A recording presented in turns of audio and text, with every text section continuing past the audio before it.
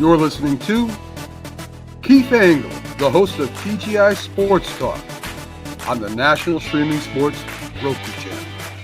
Football season is here, and SeatGeek is my go-to for buying tickets. Now with SeatGeek, every single ticket is backed with their buyer guarantee. We've all had plans change, and when you can't make it to the big game, SeatGeek has you covered. They're the only ticketer that allows you to return your tickets ahead of the event for credit with SeatGeek swaps. So when things come up, I know that my tickets won't go to waste. So what are you waiting for? Download the SeatGeek app to maximize your possibilities and shop live events with confidence.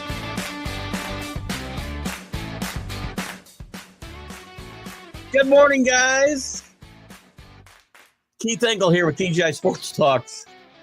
Sunday stream of consciousness. Once again, the world of college football gets stood on its head. We'll talk about all those ramifications coming up. One of those big ramifications is the team everybody loves to hate, Alabama, will be back in the playoff, barring some craziness. More craziness, I guess. But I don't think there's any chance they won't be in. I want to welcome everybody. We'll get into all of that and more. We'll talk about Eberflus and the great time management with the with Chicago. We'll talk in a lot of stuff, but I want to welcome everybody watching this morning on Facebook and YouTube, Twitter, or X. Everybody watching on National Streaming Sports Roku channel. Get those Roku channels downloaded. It's free and a lot of great content, guys, all day, every day. You can watch this show and many others for sure. What else? SeatGeeks. If you saw the commercial for them, make sure that you listen. If you're going to buy tickets, guys, use SeatGeeks because they do some tremendous stuff. And there's I'll put the barcode up for a little bit. Use SeatGeeks. I use it. It's a great tool. And if you go through National Streaming Sports, it's good for this show and some others. So please do that. Quick shout out to DDH, thumbs up. Thanks for watching over us over this Thanksgiving holiday. Ralph Williams, we want to give a shout out to Ralph Williams at RW Media, specifically the Sports Corner. He does with Smoking Jim Frazier from 4 to 6 p.m. Eastern every Tuesday. Ralph does some great stuff, both out of Pittsburgh and nationally. Been on that show many times, and I've always enjoyed it. Shout out to the groups that support us so well, and the guys we like to mention weekly. John Gonzalez at the Sports Authorities, one of the best-run groups you're going to find, guys. And he asked me to share a picture that I'll talk a little bit about being at the Dome yesterday. Just make sure I don't have any problems here, so I didn't go to my comments. There we go. I'll get to Drew's comment in a second. Who else? Where was I? The groups. Flo and the gang at Bottom Line Sports. Great podcast Flo does, and he does his NFL picks and stuff, and does very well, by the way. I should start following his picks. Greg Rawlings at America's Pastime, the love for baseball. Ken Krause, Golf Buzz, sports of all sorts, and many others, guys, that allow me to share the show and allow us to get, thousands of views to pretty much each and every show. We have a downturn here and there with a holiday or something, but let me before anybody yells at me, I do have some music playing in the background. Let's kill that. And anyway, my thanks to Bob Hilberg, Patriot historian, who spent the one-on-one interview show with me on Friday. And coming up this Friday, we'll have Billy Sample, former Yankee, former Brave, former Texas Ranger for the most part. Guys, lots to talk about. College football all over the place. We can talk about the games themselves. We had a brawl at the end of the Michigan-Ohio State game. Listen, here's my feelings. Protect your field during the game, man. I'm not crazy. I would not ask my kids to go out and plant their flag on the visiting team's logo, but you had 60 minutes during that game to protect your field. You didn't do it. So again, I have mixed emotions on this topic, which we'll get into. Some teams a little upset about scores getting run up and whatnot, but we'll talk about all of that. I'll give you what I think the rankings will be. And as I said, Bama will be back in, and you cannot make an argument that Bama shouldn't be in based on everything that's happened. You can't. And Miami will be out, by the way. We can get into the Eberflus nonsense in Chicago. Good God, one of the worst things. And by the way, I'll get into it in a bit.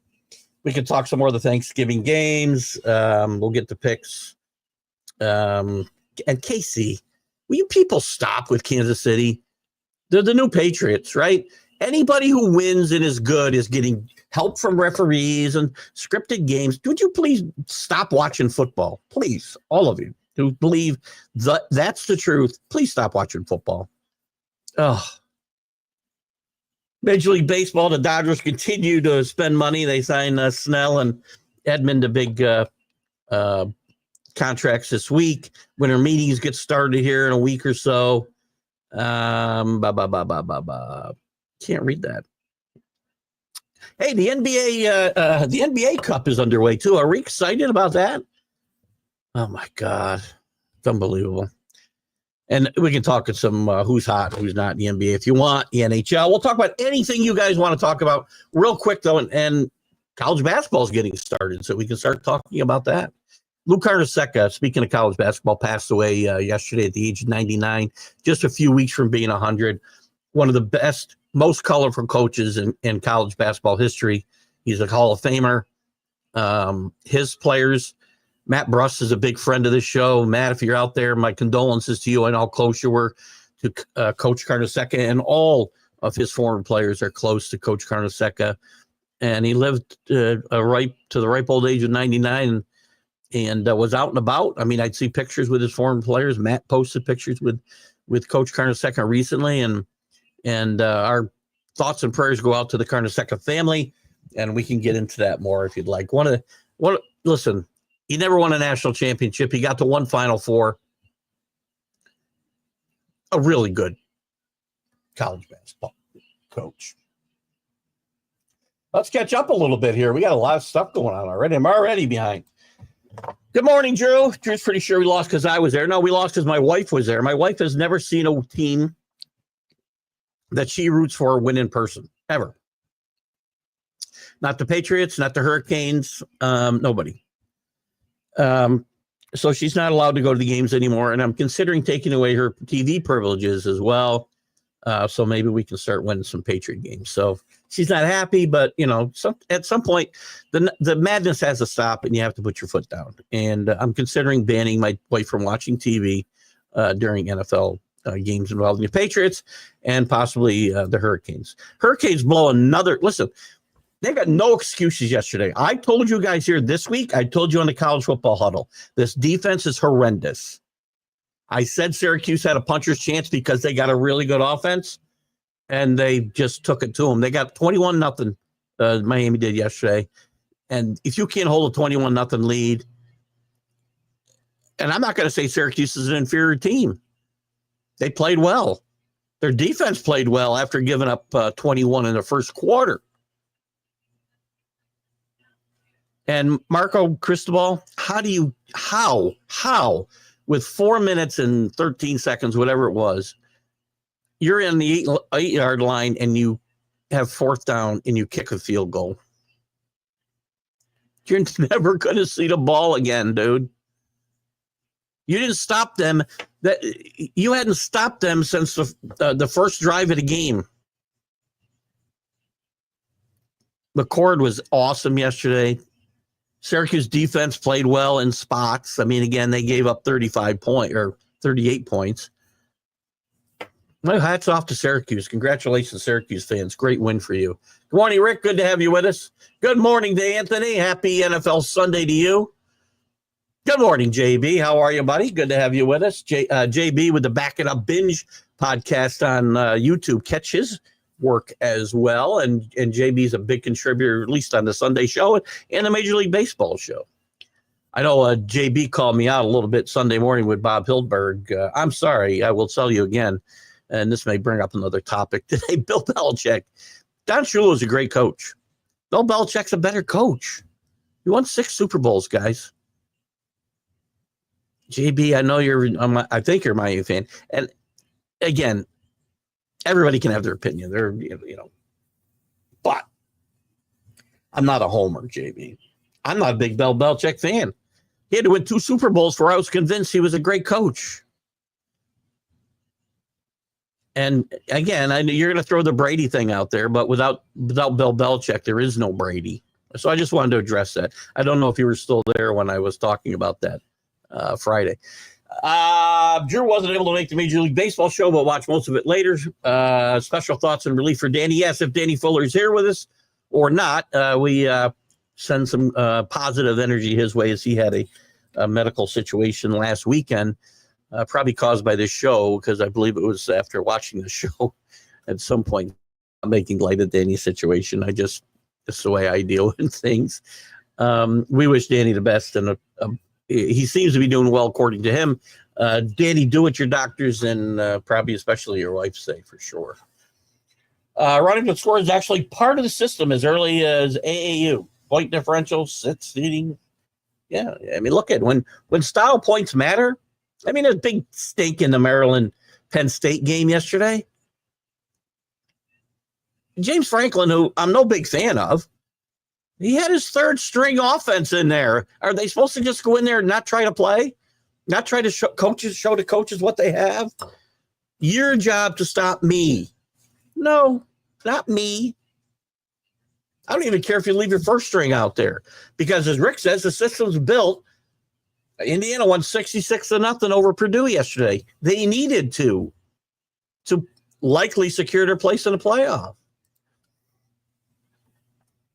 And yes, the Snell signing was not money well spent. Very agreed 100%. We talked about the Dodgers spending a lot of money. They gave Snell what? I forget now what it was now. 5 years, $182 million. Am I right, Drew? I'm not even sure now. After, they gave Edmund 74. You know, Edmund played well down the stretch for them, so that helps them. But Snell, Blake Snell has had 2 good years in his career, and he won a Cy Young both years. That's good. He's an injury issue. He averages 5.2 innings a game for his career, guys. 5.2 innings. Until his no-hitter this year, he'd had exactly 5 outs after the 7th inning in his career. He's recorded 5 outs. Yankees are thinking every day. JB's not a college football fan. We did read about the flag planting. I'm old school. Beat them, point to the scoreboard, walk off the field. Lack of sportsmanship, respect should not have happened. Listen, I would not coach my players to go do that. I'd be angry at my players that do it. I understand why it happens. And I said on the Mac and Jack show today, none of us understand the emotion in a rivalry like Michigan and Ohio State. Before games, after games. To me, I don't want to see it. I understand the emotion. It's a coaching situation as well. Coach your players better. They don't do that. Again, lack of respect has been shown on both sides of this. We talk about running up the score, right? One of my favorite stories. Again, but people don't get offended by, they get offended by this. But, oh God, back in the 60s, maybe it was the early 70s, late 60s, Ohio State was just rolling over Michigan. And they were ahead, let's just say 55-0 when they scored their last touchdown. No time on the clock. 0 time on the clock, they scored a touchdown. So if that wasn't, again, I don't have a problem with this. I really don't. If that wasn't bad enough for the people who have a problem with it, he goes for 2 and gets a 2-point conversion. And there's all kinds of, people upset. And they asked him after why he went for 2. And he said, because I couldn't go for 3. It's a rivalry game. These things are going to happen, guys. Ohio State doesn't have to engage in that disrespectful behavior. I agree. They don't have to respond. They had 60 minutes to defend their honor on the football field and didn't do it. For the 4th time in a row, by the way. 4th time in a row. He's 1-4 now, Ryan Day, against Ohio State. I'm sorry, against Michigan at Ohio State. Ryan Day had better win the national championship this year. If Ryan Day goes out 1 and done in a playoff, I don't even know if getting to the final, he's going to feel some heat. You can't lose 4 straight to Michigan and not have some insecurity about your job at Michigan. John Cooper was there for 9 years at Ohio State. Had a really good football team nearly every one of those years. Competed for national championships in at least half of them. But he was 1-7-1 against Ohio State, and that's why he lost his job. For no other reason. Ryan Day's won lots of games. He's 1-4 against Michigan. That will never fly. And that's why you see this type of stuff happen at the end of the game. Again, am I defending it? Not necessarily. A big ruckus happens. Police are pepper spraying people. I do blame for calling the coach for not calling timeout, but Caleb Williams should have been moved faster to the line or called the timeout. By the way, yes, but I don't disagree, Anthony. But he's also a rookie quarterback, and your coach ought to protect his rookie quarterback. With 32 seconds on the clock, when you see your team not showing any sense of urgency, call timeout. Because they only needed to get 10 more yards. I mean, they could have kicked a field goal from there, quite frankly. 58 yards is not undoable. Their kicker had been struggling, but that's not undoable in today's NFL. It's not even outrageous. Once you see your quarterback in trouble and your team floundering with no sense of urgency, call timeout. Eberflus gets fired. This is a coaching thing. Yes. And part of Caleb Williams not moving faster, not calling timeout. By the way, the bench has got to call timeout, don't they? And maybe I'm wrong there. But I think the bench has to call timeout. In any event, it's coaching. It's not coaching the players to be prepared for that situation. Every team practices that situation after the end of every practice. Every team. Caleb Williams is going to be a good quarterback in this league. Good morning, Kenny. I wonder if Kenny might be getting some of that snow that Buffalo is getting. Be an interesting game in Buffalo tonight. About 2 feet of snowfall in there. Good to have you with us, Kenny. I have more excitement on my coffee rather than the NBA one. Yeah, but the Lakers have to defend. Where's Danny this morning? I know he's excited about that Laker flag raising or banner raising, I should say, of them winning the NBA Cup. I don't even understand the whole thing. They just pick names out of a hat and they play in the groups that they play in. The games all count in the regular season stats, except the championship game. That doesn't count, which I guess makes sense. The things they do with the court, some of the courts are like make the game unwatchable. I don't know. NBA, not basketball anymore. Terrible product. Terrible ratings. There's some good. The whole product isn't terrible, by the way. Watch the Knicks play. Knicks play, and the Warriors, to some extent, the Warriors of their championship years. There's a lot of great movement of the basketball.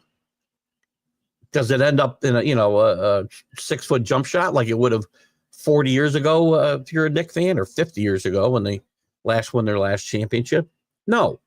But it ends up in open three-pointers because that's how the game's played today.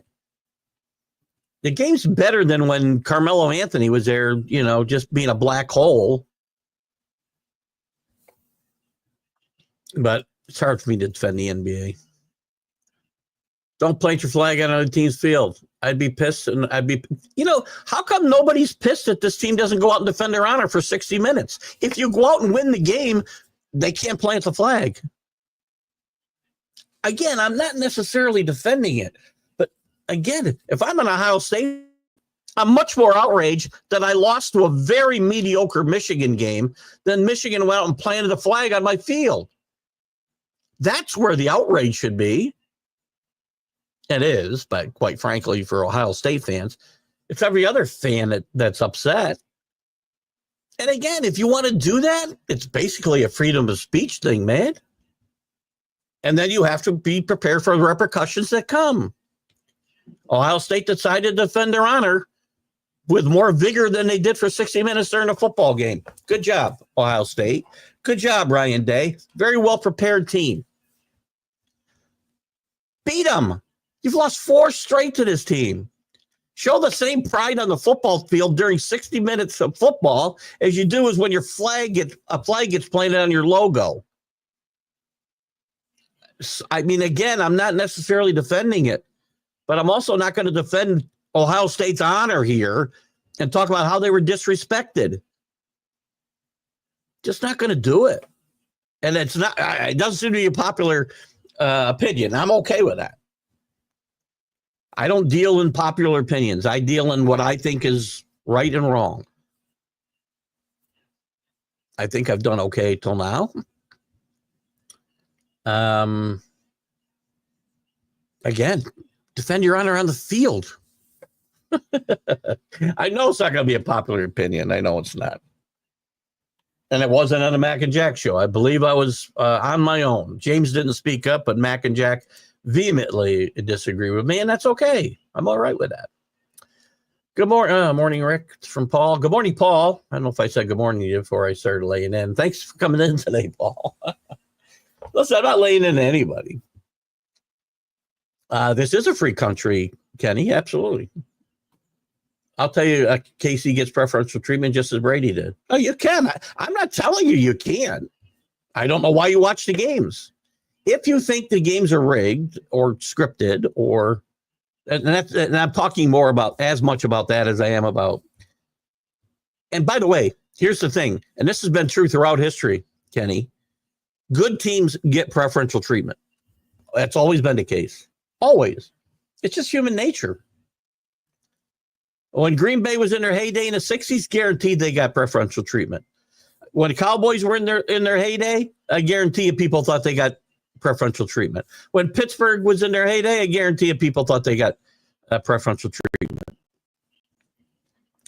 But there's a difference between preferential treatment and the crazy people. Again, if you think they're getting preferential treatment, you're probably right. But don't let referees beat you. First of all, I'll continue to say that. Second of all, and by the way, and I'll get into this in a second. I had another brilliant comment here about this. What was it? The games aren't. There's a difference between preferential treatment and saying the league wants this team to win and they tell the referees to do whatever they have to do to let them win. That's where the crazy zealots are on social media. So, yeah, it's a free country. You have a right to say whatever you want. I didn't say you didn't. I said stop because it's crazy. I said stop if you think the games are fixed and rigged. I said stop watching the games. I didn't say to stop. You can say whatever you want. But I don't understand if people think these games are scripted, why would you watch the games? I know people that bet on games who think the games are scripted. They're the stupidest people I know. William Akins, good morning, buddy. How are you today? Just brought up your Steelers. Steelers with a big game today in Cincinnati. I don't like that game a lot.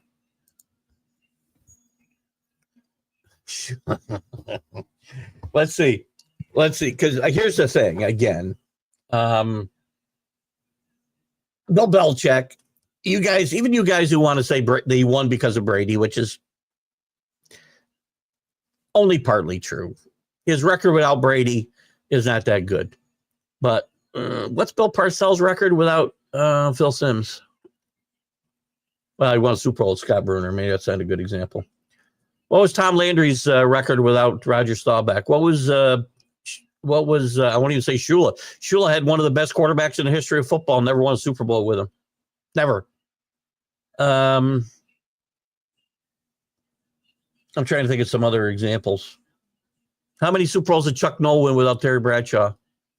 And who I don't think is a great quarterback, by the way. Again, there's 100 examples. Don Shula, I don't want to take anything away from Don Shula. Don Shula lost the most important game in football history. Who knows what would happen if he won that game? But then he loses his first Super Bowl with Marino and never gets back to one. He was building that team, by the way. He's part of the architect of that team. Maybe not as hands-on. I would say he was probably. And that day you weren't given titles, but the coach was giving input. A coach with his power was giving input. And people don't give Belichick enough. You can disrespect them all you want. Again, opinions are what they are. Kenny says good morning to everybody. Danny's resting up. He's doing better. Good to know, Paul. Thank you. Danny did pop into the MLB update on Wednesday, and we talked to him a little bit and he told us what's going on, and we do wish him well. I didn't expect to see him. I would think one of the things they probably told him is don't get up 5:30 in the morning for ridiculous podcasts with a guy who's got all these crazy opinions. The SEC will have only 2 teams. No, Bama's in, by the way. Kenny, Bama's in. I'll give you my rankings right now. Bama's back in. There is zero way they could keep Bama out. Because you tell me who should be in over Bama. Right now, you got Oregon, Texas, Penn State, Notre Dame, they'll rank them 4, but they can't be better than 5th. They won't get a bye. I think Georgia will be 5. I moved SMU above Tennessee to 6. Tennessee's 7. I got Ohio State dropping all the way to 8, but they're not falling out. Miami's out. I got Indiana 9. I've got Boise State 10, Bama 11, Arizona State 12. Maybe Arizona State moves to 11. On the bubble, you've got Ole Miss, South Carolina. Clemson can win and get in. That doesn't knock. I don't think that. The only way Bama's not in is if Clemson beats SMU and they decide SMU should stay, which is possible. Not probable. Iowa State can play their way in, but they're just going to swap themselves with Arizona State. They're not taking Arizona State as an at-large team with 3 losses over Alabama with 3 losses. Won't happen. Ole Miss isn't getting in. They don't play any more games. South Carolina maybe's got an argument to be ahead of Alabama, but Alabama beat them head-to-head. I hate to tell you this. Bama's in the playoff right now, and I see maybe one scenario where they could be out because the losers of the SEC and the Big Ten championship game are getting in the playoff. So that's 4 teams right there, and the SEC will have 1, 2, 3. By the way, it's 3 no matter what. It's not 2 because Tennessee's in. Georgia's in no matter what. Texas is in no matter what. And Bama's probably in. And if Bama falls out, you got to move somebody in. So who are you moving in? That's going to knock. You're going to move. If you're going to move somebody in and take Bama out, it's going to be Ole Miss or it's going to be South Carolina. Because you just said yourself, one ACC team. I agree 100%. SMU or Clemson. Miami's out. One Big 12 team. That's it. You're not getting 2. Bama's 12 this week at worst and in the playoff. And this 12, even though they would be seeded wrong, again, the committee needs to change this and seed these teams. Don't rank them, seed them. If you're going to do this every week for 6 weeks or whatever it is, 5 weeks, feed them because people get confused. This would be the 12-team playoff that I just gave you, barring, except for one team. No, if SMU wins, this would be the playoff in my mind. And we'll see how these rankings come out. I'll look at what ESPN's got up here too in a second. I don't want to fall too far behind on the comments. I see no way Bama's out. I can't see it happening. You're not at war with a foreign country. This is sports, no place for flag thing. It's fair enough. Fair enough. I will tell you again, defend your field. There's still honor on the sports field, Paul. I'm happy to disagree with you guys on this, and I'm happy to let you have your say. Problem with something on my computer. Are we live, by the way? I haven't even checked Facebook. Am I live? Paul, again, this is not no disrespect intended here. So, I'm not planting my flag on your on your logo. I think it's just a lot of hoo-ha over nothing. That's what I think. Again, we make a big deal out of things in sports, running up the score, planting your flag. You're right. It's not war, so who cares? I mean, defend your honor. There's Jeremy. How are you, buddy? Nice win for your team the other day. Thank Coach Uberflaus, whatever the frick his name is. Good to have you with us, Jeremy. Got the best team in the NFL right now. Congratulations. Hope they can finish it. Kenny said after the Chicago coach said we played it the right way, he said he was gone. Look, you're right, Kenny, here for sure. When it comes to Eberflaus, it's bad enough. The play itself is bad enough. But when you said, as Kenny just said, when you come out after the game, you have to say, boy, did we F that up. You can't say, it pretty much went the way we thought it should go. Really? And even the next day, but he did. Now, to his credit, he said, it's on me. I mean, he did at least say that. He didn't try to point fingers somewhere else. But it was ridiculous to say, this is what we wanted to happen. 32 seconds, you can run 4 plays or more. They should have still been thinking about winning the game, not kicking field goals. And for you not even to get off a 58-yarder from where you are, you got to at least snap the ball and throw it away and take a shot at a 58-yarder. Yeah, you're right, Kenny. I mean, again, this guy should have been. He seems like a nice enough guy. Watch him on Hard Knocks. Watch him with his family. I watch him interact with the players. Probably not tough enough, quite frankly, from what I saw. And again, I understand it's reality TV. The cameras are on. It's no longer reality. But that is one of the stupidest things I've seen. So this weekend, I saw 2 really, really stupid things. Well, maybe 3 I watched the replay of Michigan, Ohio State. So Eberflus in the clock, number 1. Marco Cristobal kicks a field goal with 4 minutes left. You haven't stopped this team all day long. You go for the tie and go for the touchdown, 4th and 8 on the 8-yard line.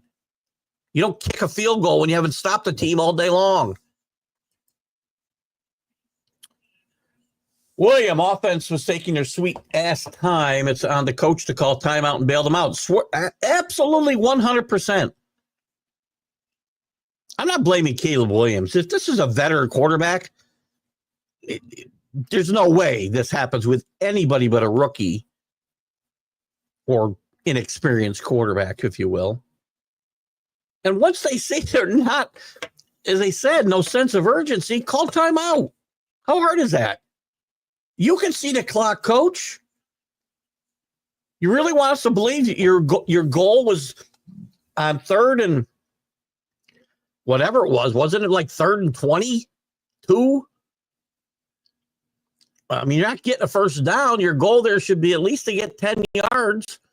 And you said your goal was to run it down to no time left? Why? Not to give them any time? I understand that.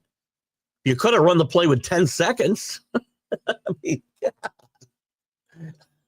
oh, it's the stupidest thing ever, man. What do you got, Jeremy? But it's also a rookie. Agreed. He addressed they already used 1 timeout and he didn't know if they had another one left. Well, that's bad. It's 100% on the coach. I mean, again, even if we want to transfer this to the player, then he's not coached up well enough. And I will say Caleb Williams deserves some blame at this point. You've played whatever. What have they played? 13 games? I don't even know. 12 games.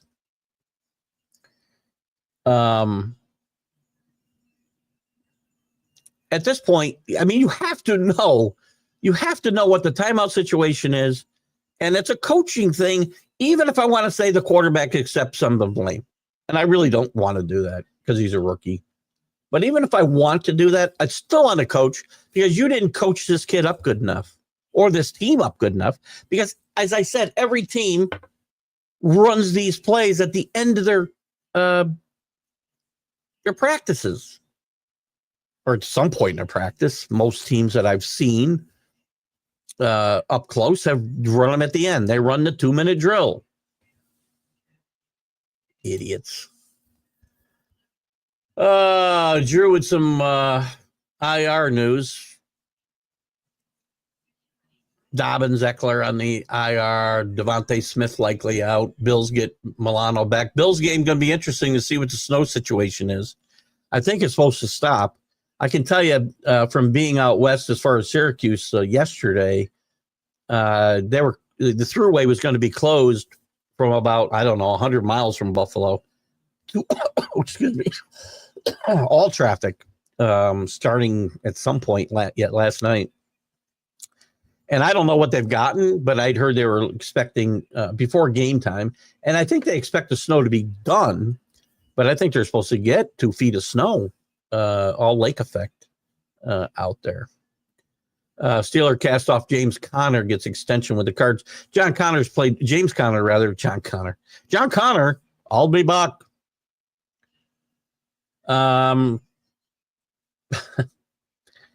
James Conner's done very well with the Cardinals in this time there. No snow for Kenny. The sun's out and a balmy 20 degrees, a little wind, so it feels like 12. Great time to sit out on the deck and sunbathe with some good snow. I tell you, it was cold up in Syracuse yesterday. The wind, because you're up on top of a hill up there, and the wind blows a lot. So again, you got to hoof it a little bit from where they drop you on the buses, and even walking from the parking lot to the shuttle buses up in Skytop. But fun time yesterday. Great crowd. Oh, that's what I was going to say about referees. We were talking about Kansas City and referees. How far behind am I on time here? 8:49. I'm starting to fall a little behind, 15 minutes or so. On comments I'm talking about. The two guys, there was a whole family sitting in front of us, Syracuse fans. And the wife of the son was a Miami grad, so she was all in her Miami gear as we were. If you check out Facebook, you can see some really bad pictures of me and good pictures of others that were with me. But these guys, it was, first of all, every single call in the game, they were fixed. It was fixed. From the very first drive, they never stopped. And when they're down 21-0, at the end, they said that we had them all the way. We knew we were going to beat you guys. And I'm like, at 21-0, they were talking about how when it gets to be 28-0, we should bench our starters so they'll be okay for the bowl game. Wow. Ohio started the trend at Michigan. That's a good point. It happened a few years ago. Thank Kenny, Jeremy. I don't remember if it was during Ryan. No, was it the first time Ryan Day won? No, I think it was before Ryan Day was there. It might have been an Urban Meyer team. Again, to me, who cares at the end of the day? The players should care, and the players should feel disrespected. And the players should go out there and play better and defend their freaking honor where it matters on the field during the game. God. Aiden O'Connor is an all-body player. Believes his shoulder can catch a snap better than his hand.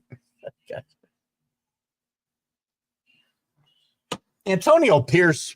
What's Antonio Pierce doing? What did I read about Antonio Pierce? Again, I got a little bit out of the loop here yesterday. I wanted to read about Antonio Pierce. Where is he? Oh, I see. Sands Way. I thought he was doing something with the NFL. I thought I'd read. Maybe it might have been a fake post I saw. With the game clock at 15 seconds to play, Raiders at the 32-yard line, trailing 19-17. The plan was for Eddie O'Connell to take a snap and burn more time before throwing the ball away and sending place kicker Daniel Carlson out to kick a 50 winner. Pierce said after the game, Carlson had previously missed 3 field goals attempt of much more than 50, by the way, Antonio. He conceivably run more time off the clock instead of blah, blah, blah, after getting out of, so it's a bad snap. Another bad clock management. Antonio Pierce will be looking for a job as well. Antonio Pierce, by the way, is a poster child. And the Eberflus thing is what it is. I'm not in favor ever of teams firing their coaches during the season because an interim comes in there, does fairly well. The players like him. Doesn't fall completely on his face like the Giants interim coach has. You're stuck with that guy. Antonio Pierce is the poster child for why you don't fire coaches during the season and put an interim into place. You can fire him, but maybe you want to have a permanent coach available because otherwise you're stuck with the guy you have. OSU disrespected the program by keeping Day as their head coach after losing 3 straight to Michigan. Well, Ryan Day's now lost 4 straight. He's 1-4 in his lifetime. John Cooper was 1-7-1, remember, and had really good Ohio State teams. I'll tell Ryan Day this. Ryan Day, you better win the national championship or you're going to be answering a lot of questions and you might be coaching the NFL next year. Don't be surprised. I don't know what the LOL's for. Thank Paul, but thank you. What was I going to say? Don't be surprised. I said this a couple years ago and I was wrong. Cleveland will be looking for a head coach, as will several other teams. Cleveland might be a good spot. Although Stefanski's beat two of the top teams in the NFL record-wise this year in Pittsburgh and Baltimore. But I wouldn't be surprised if Ryan Day, if he doesn't win the national championship this year, maybe even if he does, decides to get out in front of a posse. And if the Browns come looking, which I'm not sure any NFL team's going to come looking, except maybe the Browns, because of his ties to the state, he might get out in front of the posse. Maybe nobody will want him. Good morning, Dave Guyette, big Syracuse fan. Congratulations to your Syracuse Orangemen. Played really good football yesterday. And I think they'd have a better chance of beating SMU in the championship game next year than either Miami. Yes, I said Miami. Or Clemson, who's actually going to play play SMU next week. I think Syracuse would have a better chance. Syracuse has been a very up and down team. They've beaten 3 ranked teams. They lost to 3 unranked teams. But they're 9-3. I said, and again, you guys can go back and watch the tape. I admit when I'm wrong. I'm going to take some credit when I'm right. I said Syracuse was a 9-win team this year.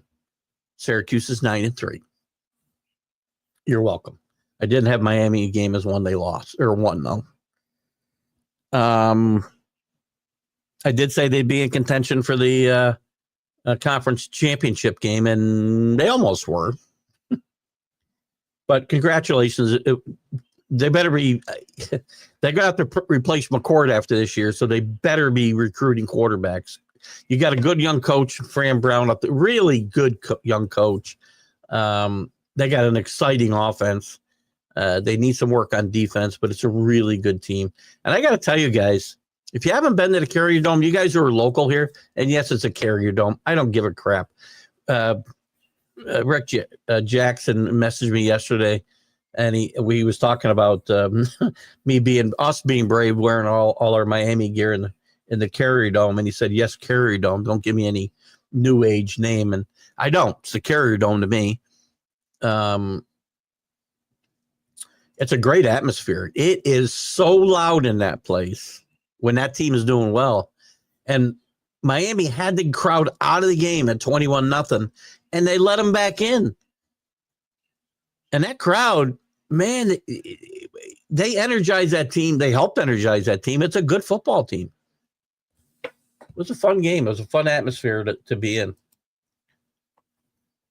Rick will remember in his senior year, they beat Fonda. All hell broke loose. Just typical. Again, that stuff happens. As I said, and again, high school, again, isn't that far removed from college. Obviously, the stakes are higher at Division I football than they are at high school football, but it's also still the same kind of thing. Rivalry games breed this type of emotional response. They're kids, even grown men. We saw it happen in Dallas a few years ago. Remember when T.O., I think, went and spiked the ball at the Dallas Star? George Teague it was George Teague tracked him down and beat the hell out of him. Well, it didn't beat the hell out of him, but again, you're able to do things you want to do within reason. Some people's okay. Well, they incited a near riot. They had used pepper spray. All right. I get it. I'm not necessarily for it again, but you could have stopped it. You didn't have to respond to it either, by the way. And I'm glad they did. They showed some honor in doing that. I don't know. We get on guys for not showing emotion. We get on guys for quitting and not caring. These kids cared enough to disrespect the other team. Whatever. Again, you can stop disrespect just by beating the pants off them. Apparently, Thomas Brown is the answer in Chicago. After being the OC all of 2 weeks, he's now the head coach. I assume he'll take over as defensive coordinator and special. He will assume. I assume he'll take over the DC and special teams titles next week. Again, here's the problem. By the way, Chicago is 4-2, don't forget. They were playing decent football. In fact, they haven't played horrible football even during this I think it's a 5-game losing streak. They found all crazy ways to lose games. Bad coaching. This team is badly coached. There's some talent on this team. And now Thomas Brown goes out there. Listen, this team won 6 of their last 7 last year. They get on a decent run. The players like him. What happens? You name Thomas Brown, he may not be the best candidate. You're going to hear Bill Belichick's name here, by the way. Rick, you'll love this one. Marcus Freeman's name has been bantied about for this job. And Marcus Freeman, I'm not jumping back on the Marcus Freeman bandwagon, but Marcus Freeman is going to have Notre Dame ranked 5th in this college football tournament. If he goes in and he wins a game, 2 games, gets to the final. I mean, if he wins a national championship, then I'm going to feel bad I jumped off his bandwagon because I defended him for the better part of 4 years. Bradshaw was tough, but the game was so different. People get on the fact that guys from Bradshaw's era, their completion percentage was so much different, but they didn't play the same type of game where guys were able to complete 70% of their passes because of the way defenders cannot defend people or not allowed to defend people. That we run these West Coast offenses, which is geared towards high completion percentages. And he threw a lot of interceptions. I mean, Terry Bradshaw, I'm going to guess, is around 50-50 when it comes to TDs and interceptions. Joe Namath threw way more interceptions than he threw touchdowns. I mean, the game's different. But Bradshaw was a good quarterback. He won a bunch of titles. Donnybrook, you may have been involved. I'm sure you were, Rick. Be my guess. Winning isn't all about coach or quarterback. It's more about the team. Well, it's about how you coach the team, too, by the way. So to me, it's coach and quarterback are the most important people. Your quarterback needs to lead. Your quarterback needs to not make stupid mistakes.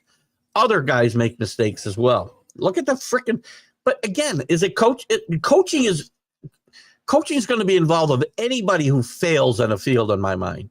If you haven't coached that guy properly, look at Chicago with that Hail Mary against the Redskins. Against the Redskins. The Redskins throwing the Hail Mary. And defensive backs are taunting the fans while receivers are running their routes. Now, that kid's at fault. The coach is at fault as well.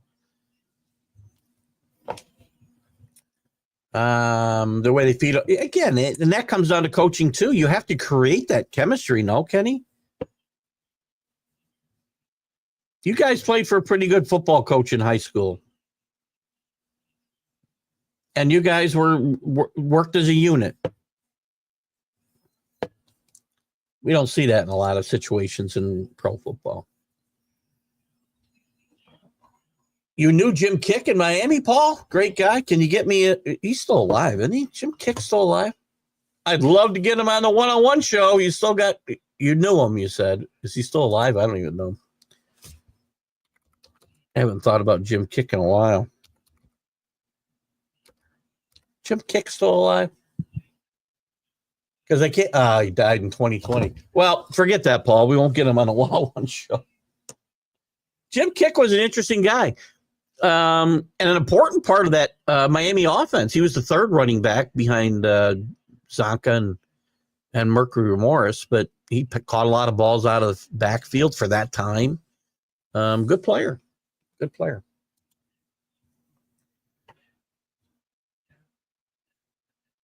Yeah. How is it more rigged?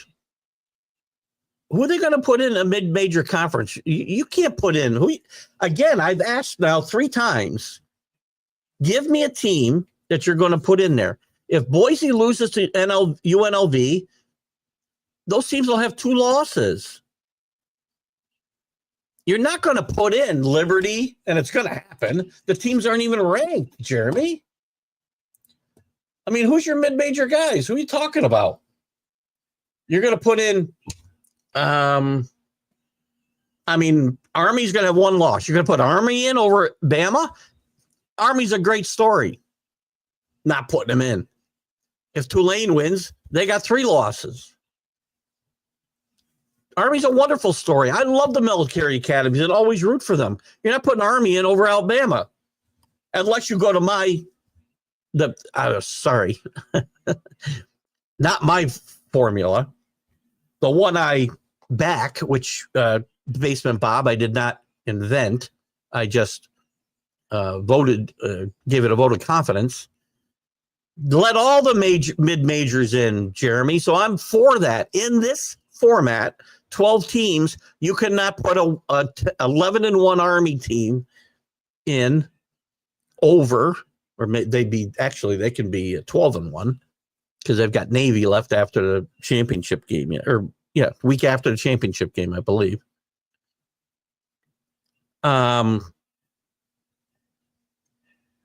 You can't put that team in over Alabama.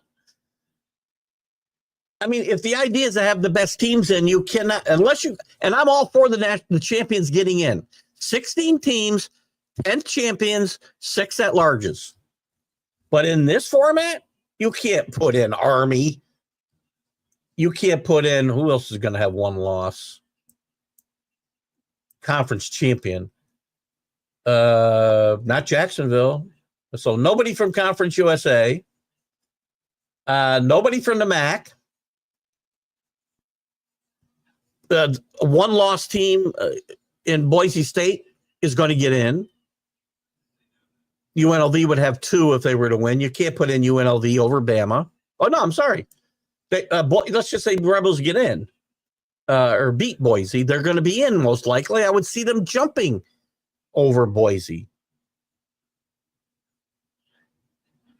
But you can't put Boise State in with 2 losses, can you? I could see an argument for Boise State because their only losses would be to Oregon in week 1 by a field goal, and then whatever happens with UNLV. But there's no other 1 loss. The only other 1 loss in your scenario, Jeremy, is Army. They're the only team that can finish with one loss and be left out of the tournament. They're the only team. So there is no rigged. Bama's in the playoff. Bama will fall out of the playoff only if Clemson beats SMU and they keep SMU in the field.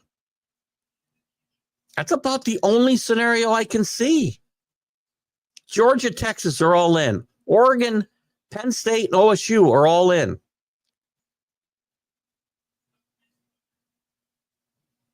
SMU, I don't know what's going to happen to them if they lose to Clemson. If they lose to Clemson and leave them in, then Bama could be out. But there won't be a conference champion. They'll have 2 losses. Tennessee's in. Indiana's probably in. The Big 12 winner's going to be in. It's either going to be Arizona State or Iowa State. And I don't think you're taking the team that loses there. Again, so give me a team. The only team that fits your criteria, Jeremy, is Army. That won't happen. Now, in a 16-team playoff, and I'm about to get sued by Basement Bob again, so thank you, Jeremy, for bringing this up. Give me a team. In a 16-team playoff, Army makes it. I think all the champions of major conference, any conferences, there's only 10. It's not basketball. There's 10 conferences.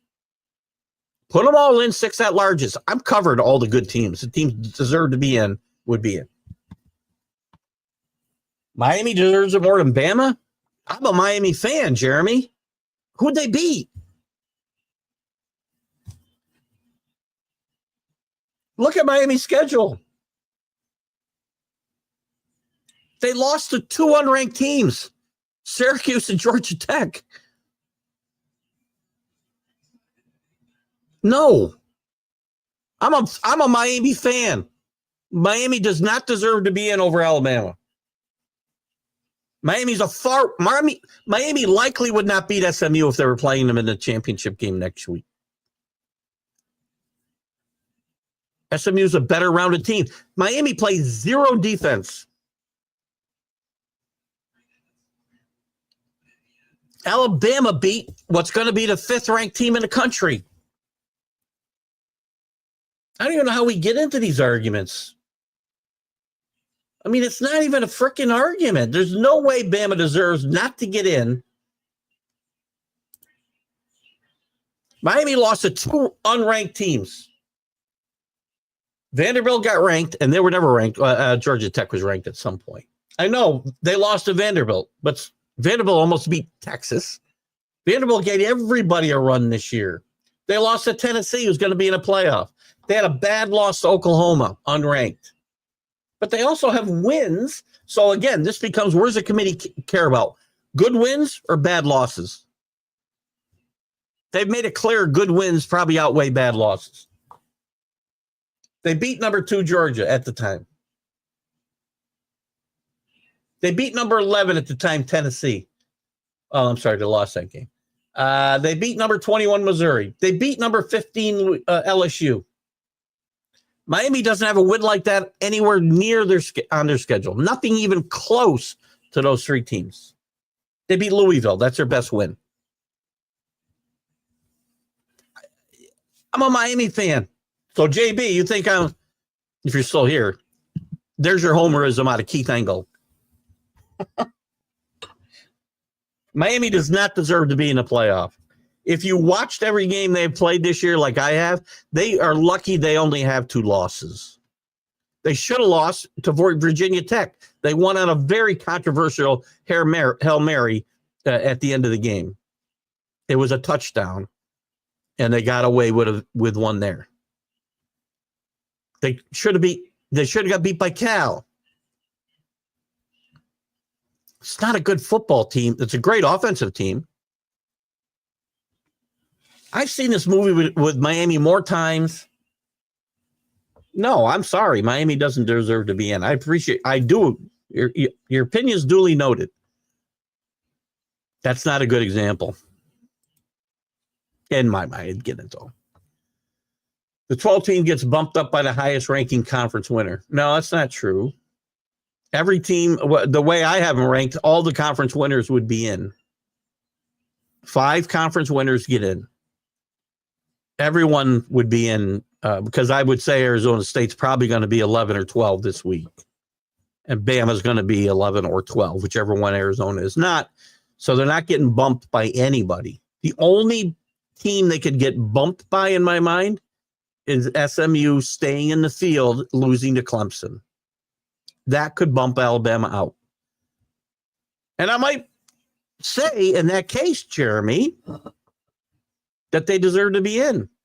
Clemson's not going to deserve to be in if they lost. 4 losses.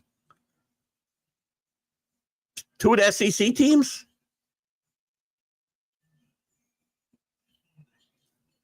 So the 12th team, no. Forget about the standings this week. That would have happened last week. But likely this week, Kenny, all of those conference champions are going to be in this ranking. Big Ten, obviously. SEC, obviously. ACC is going to have SMU ranked. And at worst, they swap spots with Clemson if Clemson beats them in the, not in 6, but whatever. Arizona State's probably going to be ranked. And at worst, they swap spots with Iowa State. And you're not keeping, you might keep SMU as an at-large. You're not keeping Arizona State as an at-large. It's not going to happen. Eber loss.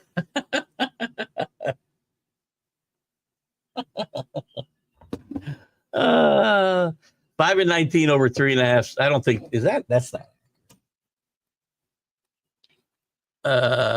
No, that's not right. He's got more wins than that. They won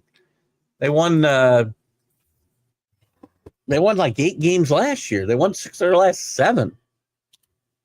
I think he's got he doesn't have a lot more. Listen, I'm going to look this up, but that's not his record. His record's like 15 and something. Wikipedia. Hold on, I'll tell you what his record is. 14-32. Unless you're looking, I don't know what you're looking at. I have no idea. It's 2.5 seasons, not 3 2/3. It's 2.5. And he went 3-14, 7-10. And by the way, they were 1-9 last year, so great start by them. And then 4-8. So he's got 14 wins.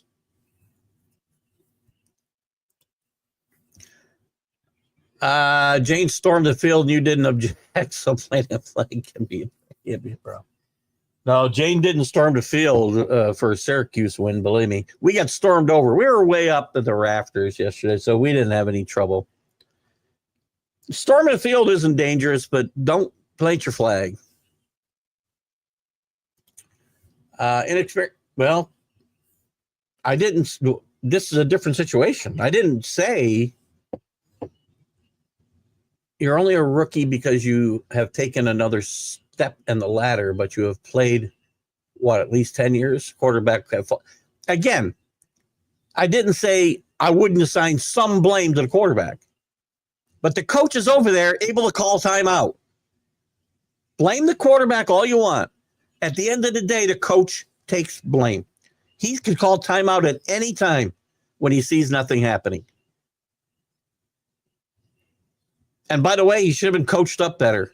The coach is 100% at fault here. I'll give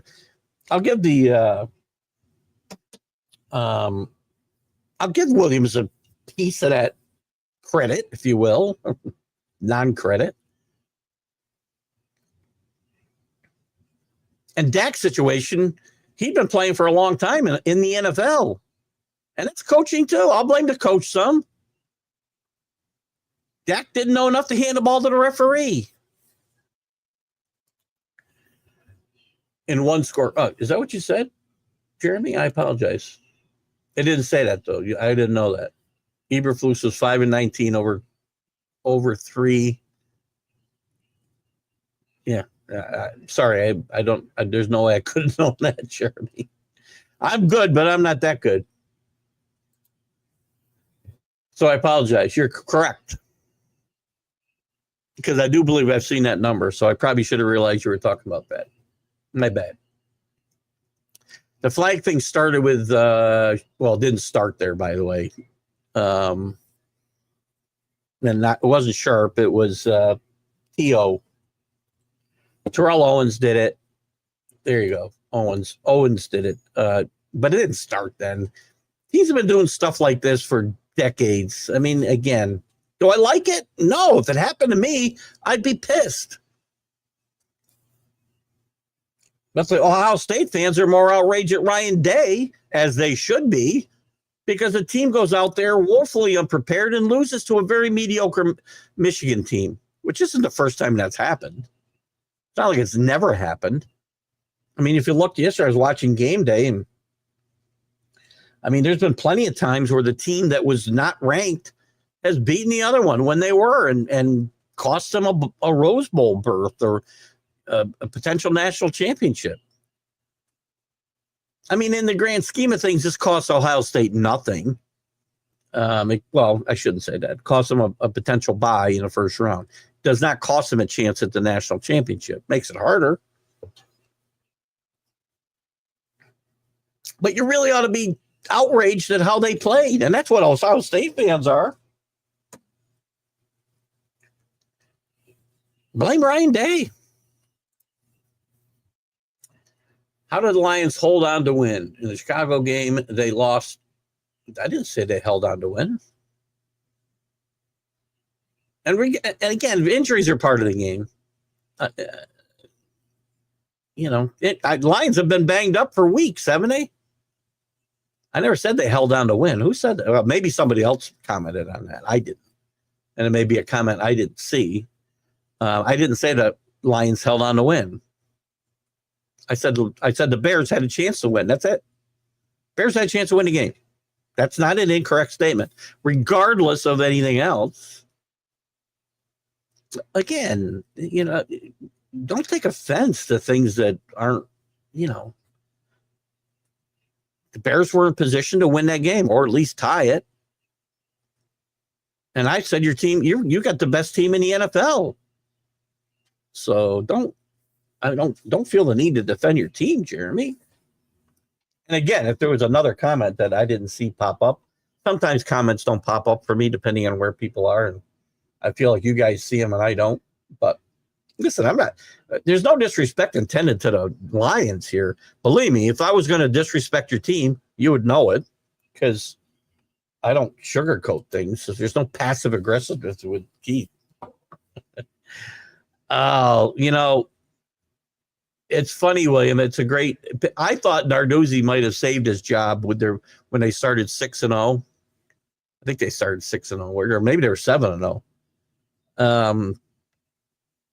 But they lose their last 5, and some of them in very ugly fashion.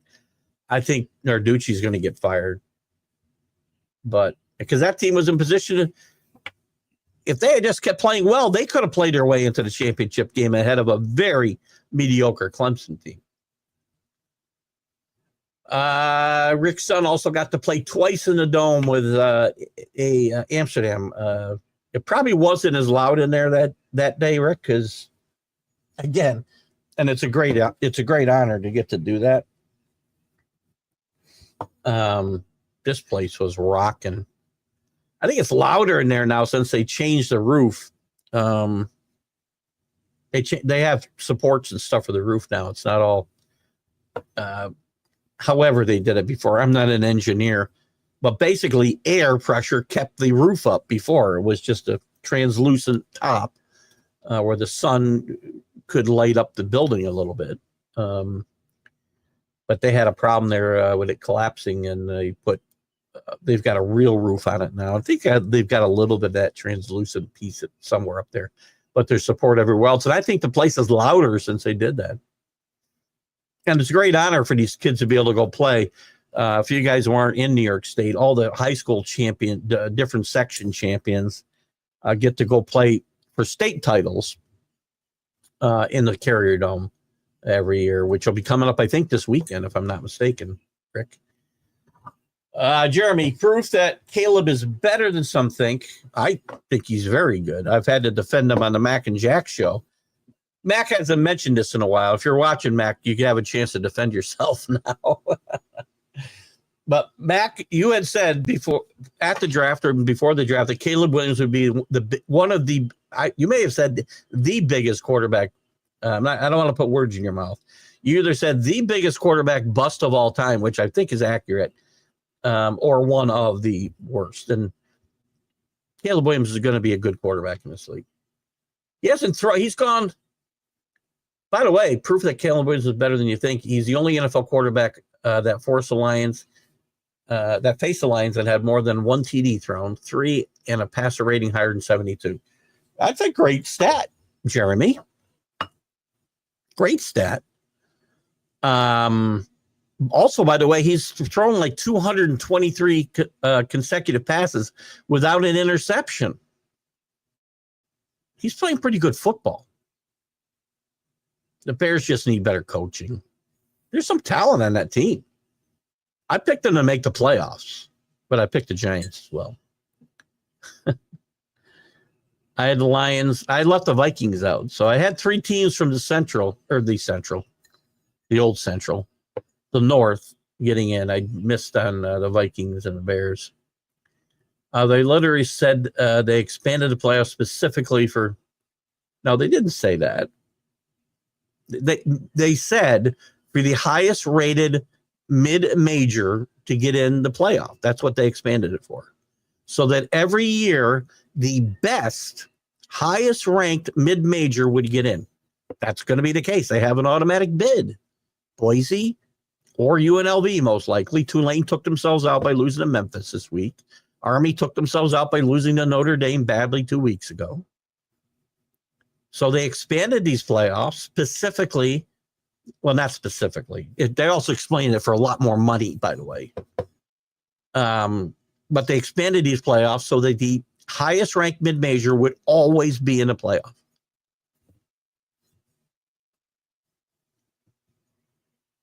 Yeah, so you're right, wrong, and that will be the case, and that will always be the case until they change the rules. And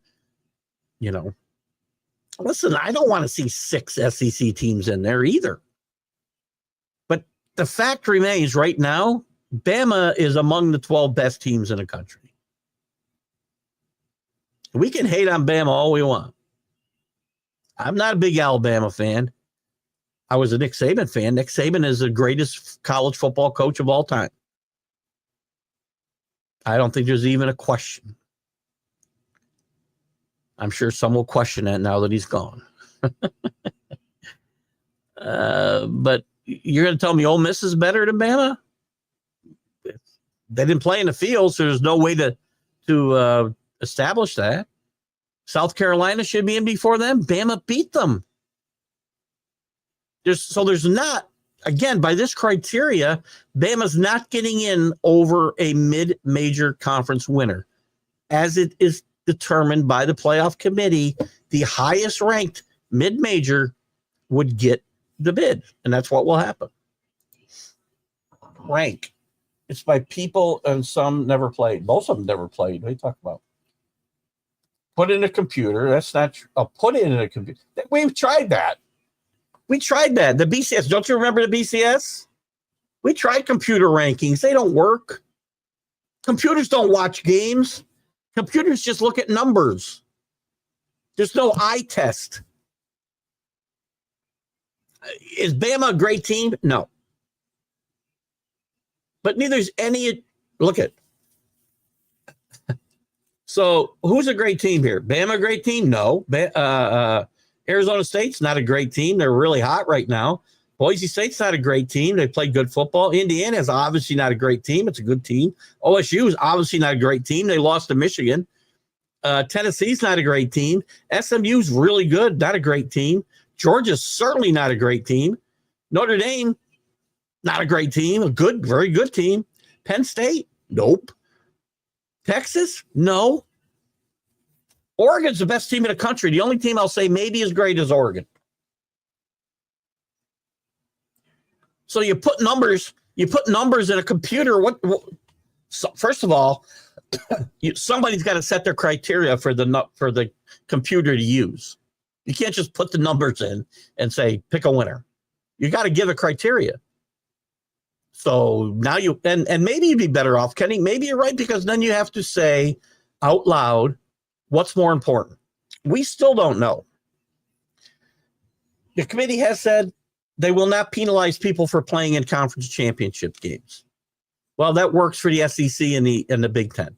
It's not going to work in the Big 12 or the ACC, because the team that loses, unless it's SMU,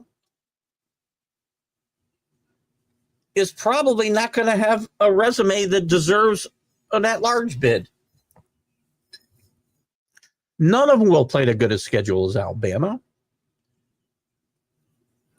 And computers only are as good as the information you give them. Garbage in, garbage out. And again, if you're only going to look at numbers, Jesus, you guys had a lot of problems with some guy I used to do a show with who again, the eye test didn't matter to him. Only numbers matter. Leadership makes a difference, right? So and by the way, when you do it by computer, you further encourage teams to go out and win 75-0. Just saying. And Bama got beat by Vandy. Okay. Vanderbilt played a lot of good teams very close this year. They played Texas close. They beat, who else did they beat? Didn't they beat, who else? I got to see who else they beat. Who else did Vanderbilt beat? How do I get to there? Here, hold on. All right. So Vanderbilt beat Alabama, beat Auburn. They played every team close. They were in position to beat Tennessee. They lost. They were in position to beat LSU. They lost. They got beat pretty good by South Carolina. I mean, I'll make an argument. That's not a good loss. It's a bad loss. But they beat Georgia. Can we just discount the fact that they beat Georgia, who's going to be ranked, who at the time was ranked second in the country, and is still going to be ranked fifth probably this week. Sixth at worst. Again, I'm not saying they're a great team, but there's not a team that you could put in there that doesn't have blemishes on their record, and I can make an argument for Alabama. I have no horse in this race as far as Alabama goes. They're in. Have they earned their way in? I'm not saying that either. Teams have played their way out. BYU played their way out. Miami played their way out. Who else? Who else played their way out? Clemson played their way out unless they win next week. Ole Miss played their way out. South Carolina trying to play their way in, but they lost to Alabama. Listen, it wouldn't be a shocker to me if South Carolina gets that 12th spot ahead of Alabama. Wouldn't shock me. I happen to disagree. They lost head-to-head. Who else played their way out? Iowa State, well, they got a shot to get in. BYU played their way out. A&M played their way out. Missouri played their way out. Kansas State played their way out. Colorado played their way out.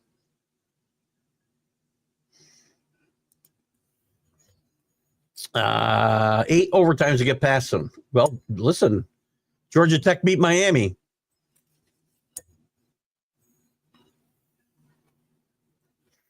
I mean, it's not like Georgia Tech's terrible.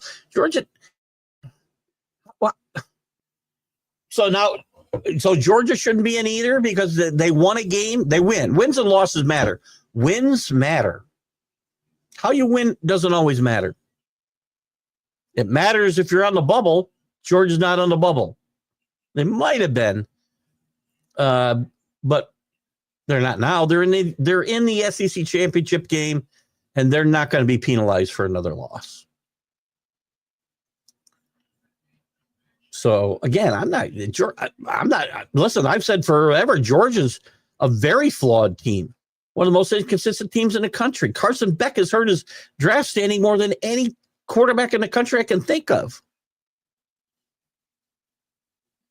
But Georgia's one of the best teams in the country. They were ranked number 2 when they got beat by Alabama.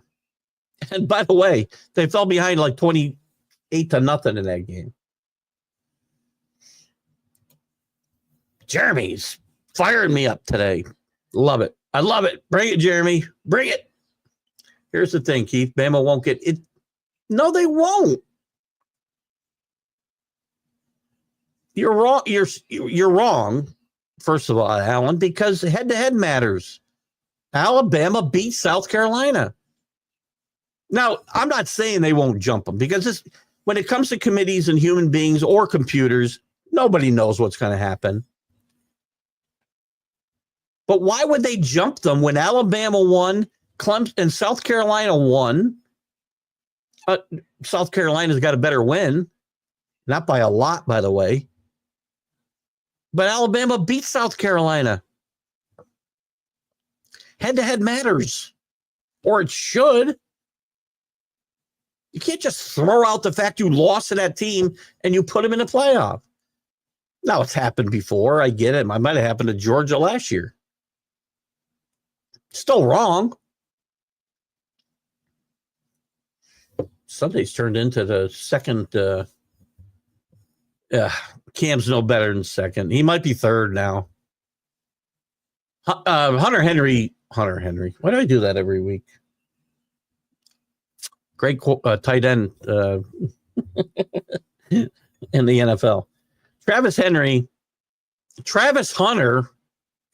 was a nice running back for a while. Travis Hunter wrapped up the Heisman probably weeks ago, but for sure on Friday. Hunter, he had multiple touchdowns on offense again, interception. It's over. Giante had a remarkable game, 3 touchdowns, I think, 200+ yards rushing, still chasing down Barry Sanders. Cam's probably third. I expect Cam to get invited to the ceremony, but Cam's probably third. And I'm not really excited about Cam's chances on the next level. I'd say I'm impressed that you've gotten all 4 of this week's games right so far in the pick 'em. Thank you, Drew. But all but one of us did. So thank you for the backhanded compliment there.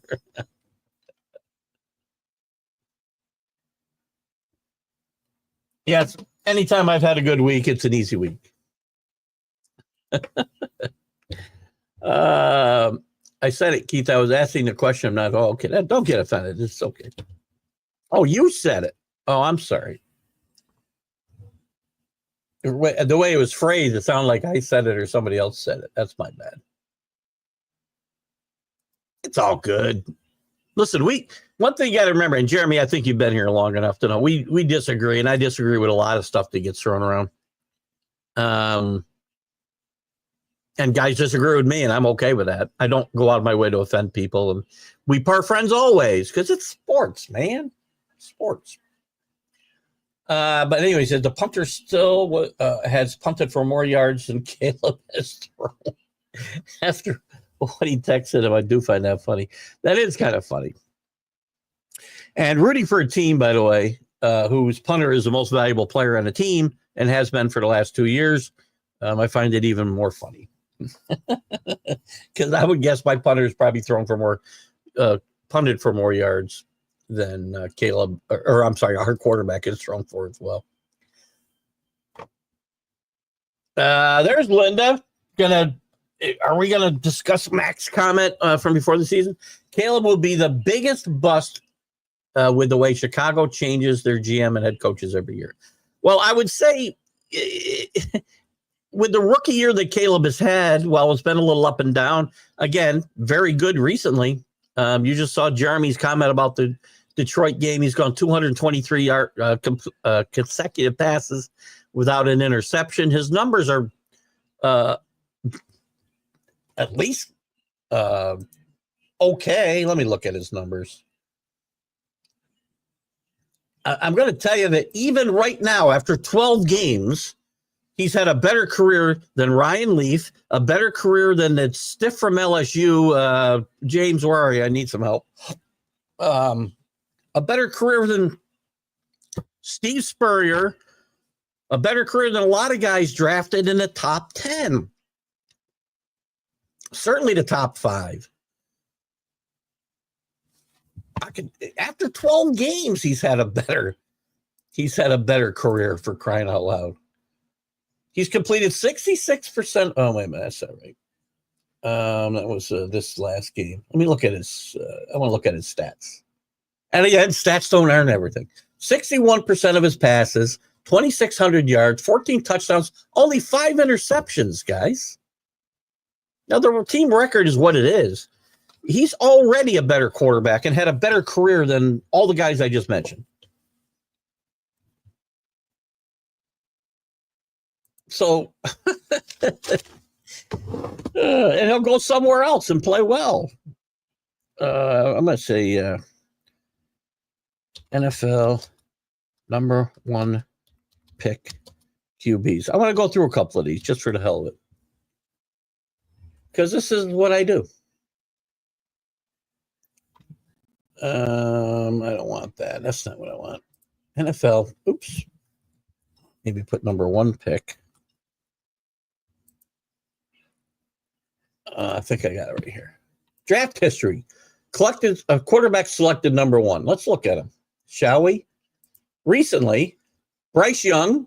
I know how much you love Bryce Young, Linda or Mac. I don't know who I'm talking to. I think I'm talking to Mac. Been better than Bryce Young so far. Trevor Lawrence, no.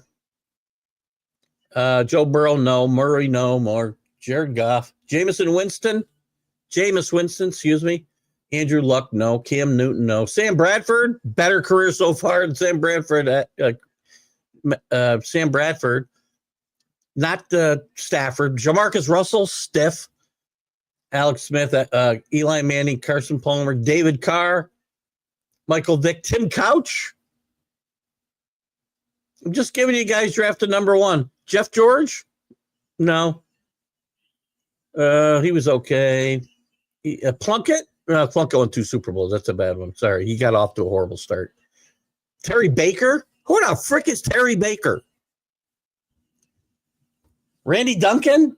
King Hill? Any of these guys? Does anybody know any of these guys? George Shaw? Bobby Garrett, Billy Wade, these guys were all number 1 picks in the NFL draft.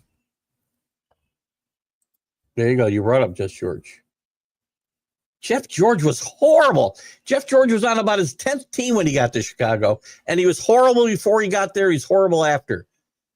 Mitch Trubisky, I give you. I like Trubisky. I like Justin Fields. Williams is better than both of them. After 12 games, he's better than both of them. Whatever. Army might get in with a conference championship and a Boise State loss. No, they won't, Neil, because they're not ranked right now. Vegas is 22nd. Vegas, if anybody gets in over Boise State, it's going to be the team that beats them. I'd like to see Army get there, but that loss, and as bad as the loss was to Notre Dame, they got no shot. So there's no way they're going to jump Boise and Vegas, because Vegas has got to beat Boise for Boise to lose. So it won't happen. Okay, guys, over this, but have to go. Have a great Sunday. You have a great Sunday too, Paul. Don't know what you're over. Sorry. Carolina missed 2 field goals for me in the conversation for a bid for a 12-team playoff.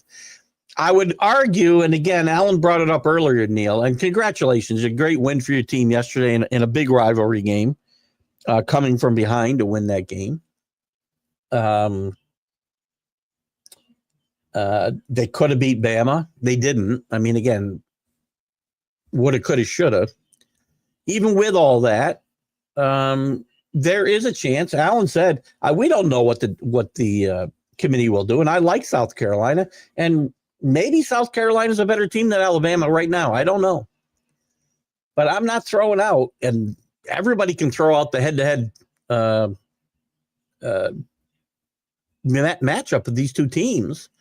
But if it came down to these two teams, which it could, again, if Clemson beats SMU, this could come down to the last seed being SMU, Bama, or South Carolina. Very possible. Of those three teams, SMU might be the best one. I don't think they're getting in with 2 losses over an SEC team with 3 losses. I just don't think it's going to happen. I would say that's what should happen. If it comes down to if it comes down to SC, Bama, which it could for that last spot, the last at-large spot, by the way, I've got to give it to Bama because I'm not throwing a head-to-head matchup out the window. I'm just not doing it. South Carolina's had a great year. I have talked up Shane Beamer on this show for nearly 5 years. He's a great coach. Well, he hasn't been there 5 years, has he? However long he's been there. He's a great coach with a great pedigree. And he's done remarkable things there this year with this team. Georgia was overrated just like Bama all year. Again, when you play in a conference as good as the SEC, that's what happens. I hate defending the SEC. This is what we've wrought. This is what the super conferences have wrought. Again, use my formula. I'm sorry, not my formula. There, I opened myself up to a lawsuit again. It's not my formula. It's the playoff formula that I back. 16 teams, all 10 conference champions get in. 6 at-large teams. Won't have to worry anymore about 4 teams from the SEC, 4 teams from the Big Ten. Notre Dame doesn't want that. They have less spots to get in that way. You can keep saying it. Again, it's fair. It's fair. I can, except for Oregon, I can find a reason to put all these teams out of the top 12. Every one of them. No, maybe not. Except for the top 3. I can find reasons for Georgia to be out. I can find reasons for Tennessee to be out. I can find reasons for Ohio State to be out. Bama. Arizona State. Well, again, they're going to win their conference. I can't. If they win their by the way, regardless of what you think about Georgia, if they win the conference, it's irrelevant what you think. If they're overrated or not. They get a chance to prove their worth on the field. Bama doesn't. So Georgia made the conference championship. The committee has made it clear they probably won't penalize those teams, at least in the SEC and the Big Ten. I don't see how they can't penalize the ACC potentially and the Big 12 for sure. But whatever. I did not see a punter kick this a 73-yard kick. I didn't see that. That's a good number, but punters are underrated. Our punter has been the MVP of our team, the Patriots, for the last 2 years. Florida State at 2-9 will not get the opportunity to quit on their coach this year or get blown out in a ball game. Rick's like a freaking dog with a bone, man.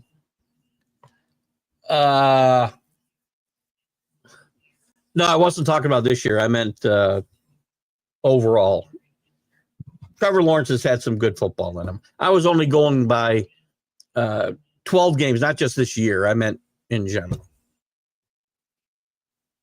I would agree with you. Caleb is having a better year than Trevor Lawrence by far. But he's having a better year than a lot of quarterbacks by far. So listening just meant I have to go.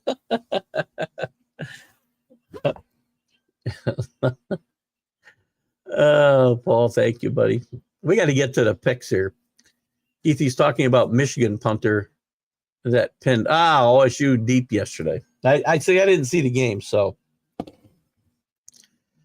that's a big, again, special teams. Rick talks about special teams all the time. Special teams are such an underrated part of the game. We forget about how important they are and how they can swing momentum in a game and do a lot of great things.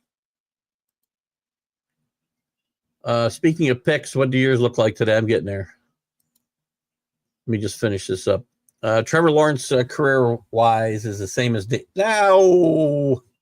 That's not fair. Listen, I like Daniel Manning more, or Daniel Jones. Daniel Manning. What the hell's Daniel Manning? Daniel Jones better than most, but Trevor Lawrence's numbers are better than Daniel Jones.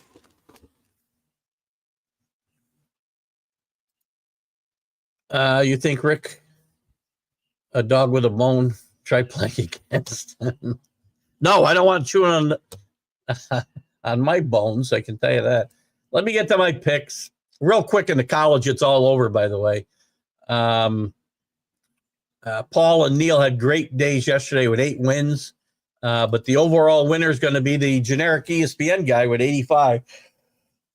I don't think that this doesn't go into the postseason. So on ESPN, the Sports Nut finishes second. Beamer Ball finishes third. Good job, Neil.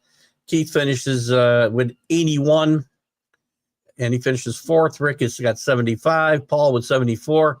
Poppy's got 64. I think Kenny did miss some weeks, I think. Try and do the math. Maybe not. And Scott Kobe, unfortunately, wasn't able to participate every week. We hope he's doing well as well. We sent our best wishes to Danny. We hope that Scott's doing okay as well. So the professional football picks. Here's where we stand. Last week was a really bad week. This is this week. Sorry. Paul with 10 last week. Good job. Rick with 9. JB with 9. The generic fan with 8. Drew with 8. Poppy had 8. That's his first one. Sports Nut with 8. Good week for everybody. Poppy's picks 2 had 7. And Keith brought up the rear with 6. Great job. My bets went about as well. Leading the way is ESPN, generic ESPN guy with, I don't know, somebody got 1250 and 1260. I don't understand. Let me go wins and losses. 126. Maybe ties in there. Maybe that's why. 120. Can there be ties? No, I don't understand that. Maybe somebody didn't make a pick. 12. I don't get it. Anyway, ESPN guy is in the lead. Rick has fallen back to second, 1 game behind. JB's a game behind him, and so is the Sports Nut, both with 124. And then we got a big gap to Drew and Paul with 114. Keith with 109. Poppy's picks with 108. Poppy's picks 2 with only 56, but they have not been picking all year, and that is all we have. This week's picks. Time is it? 10:08. Put some more comments up, guys. We'll go to about 10:30. I got to get myself out of here and say goodbye to my the rest of the family before they head out, and my granddaughter's here for a little bit. So anyway, Keith did have, and as Drew said, same kind of thing here where everybody picked a lot of winners here. Lions, Cowboys, Packers, Chiefs, picked all those. I have the Falcons. I'll go against the trend. I'll take, again, this is no points here. I'm going to be betting the Falcons today. +1 at home against the Chargers. It's bucking the trend a little bit. I'll take the Bengals, again, bucking the trend. Bengals are finding ways to lose, not finishing games. I'll take them at home. They're too good a team at home for me just not to. Again, I'm still not sold on the Steelers. Sorry, Steeler fans. I'll take the Vikings against the improved Cardinals. Of course, we'll take the Patriots and buck the trend there. There's no reason they can't beat this Colts team. This is not a good football team. I'll take the Jets over the Seahawks. I'll buck that trend. Seahawks on the road, I'm not in favor of. I'm not a big fan of teams traveling from the West Coast to the East Coast. I'll take the team formerly known as the Redskins over the Titans. I'll take Houston over the Jaguars, whatever you want to say. Rams over the Saints. Sorry, James. Bucks over the Panthers. I was this close to taking the Panthers. Not going to do it. Bucks over the Panthers. Ravens over the Eagles at home.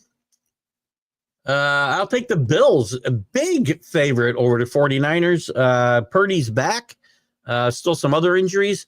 God knows what the weather will be in Buffalo tonight. And if they cancel this game or postpone this game, I'm going to be pissed. I'm so tired of pro football games being canceled because of weather. Stop it. Stop it. We've played in weather for freaking decades. This country is so freaking soft, it makes me sick some days. Please don't cancel this game. I believe I saw they weren't going to, but and I'll take Denver over the Browns. There's my picks. There's a rant. Speaking of Daniel Jones, he's now in the Vikings taxi squad. It's a good spot for him. I think Daniel Jones will move on to a spot. They're paying him, whatever prorated minimum. He could go anywhere he wants, being on the practice squad. I think Daniel Jones will go somewhere where he can compete maybe for a job. Maybe Daniel Jones needs to sit around for a couple of years. We've seen recently guys revive their career. Geno Smith, Darnold in Minnesota now. And guys getting out of the microscope of New York City is not necessarily a bad thing. We've seen quarterbacks over the years. Listen, a guy who I think belongs in the Hall of Fame. He was derided and vilified worse than Daniel Jones could ever think about being. Jim Plunkett. He was nowhere. He was the fourth string quarterback on the Raiders for like 2.5 years as he tried to rehab his career after flaming out in New England, flaming out in San Francisco. And then he won 2 Super Bowls. And he ought to be in the Hall of Fame. So guys, sometimes they just go somewhere, sit around, get their mind clear, play for a better team. God knows what could happen. Better go look at the career stats coming into this season. I'll take a look at them, but I can't believe they're that far. I'm going to take a look. We still got some time. I don't want to fall too far behind in the comments, but I'll take a quick look here, Jeremy. Hold on. Let's get to the football reference. Trevor, first you got to spell the name right. This will take me a minute to do because I'm not that good at typing. Trevor Lawrence. I can't compare, guys. I wish they gave me a comparison tool. That's what I really need is a comparison tool. Goes my screen. Every 15 minutes like clockwork. All right. There's Trevor Lawrence. Let me pull up Daniel Jones. And we'll try to look at these guys side by side. I'm going to move one. I'll get there. Hold on. Bear with me. You guys can put up some more comments. Jeremy and I are at odds today. We're normally on the same page here, Jeremy. Or close to it. All right. Well, can I compare? Yeah, pretty close. All right. Let's look at the. Well, I don't want to. I can't do leading into this year because then I can't do the math. So we're gonna have to look at the entirety of their careers. So are they close? All right. Trevor Lawrence's passing rating for his career is 84.3. Daniel Jones, 85.4. Okay. Touchdowns, interceptions should be off a little bit. 70 to 47 for Trevor Lawrence. 69.45. Very good. Oh, do I have the right guy over here, by the way? Let me make sure. I guess it doesn't matter. They're very close. And their records are close. Daniel Jones actually has a better record. Let me look at this. I want to look at yards per attempt. That's an important one for me. 6.5. 6.8. Jeremy, I stand corrected, buddy. They're closer than I thought. But if I throw out a couple years, if I look at their best years, right? 24-12 in his rookie year.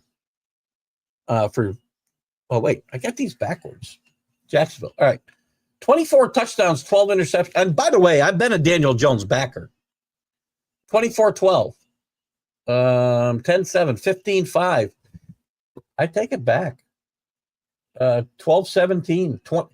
25-8 in the second year is his best record. His best is Trevor Lawrence's best effort. 21-14 in his third year. The team records were better except for 1 year for Daniel Jones. Listen, I was a big Daniel Jones fan. I said forever that if Daniel Jones, it's not his fault he got drafted 6th.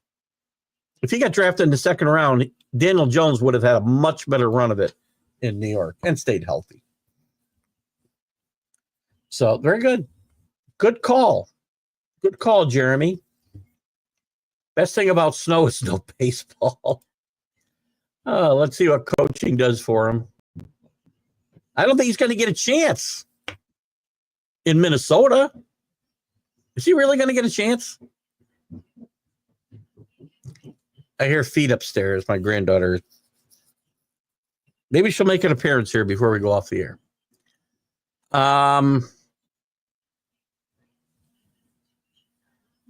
Just looking to see if the lights went on. Is he really? He'd probably be better off staying there under O'Connell for a couple of years, sitting behind whoever plays quarterback. They've got a quarterback of the future in Jefferson.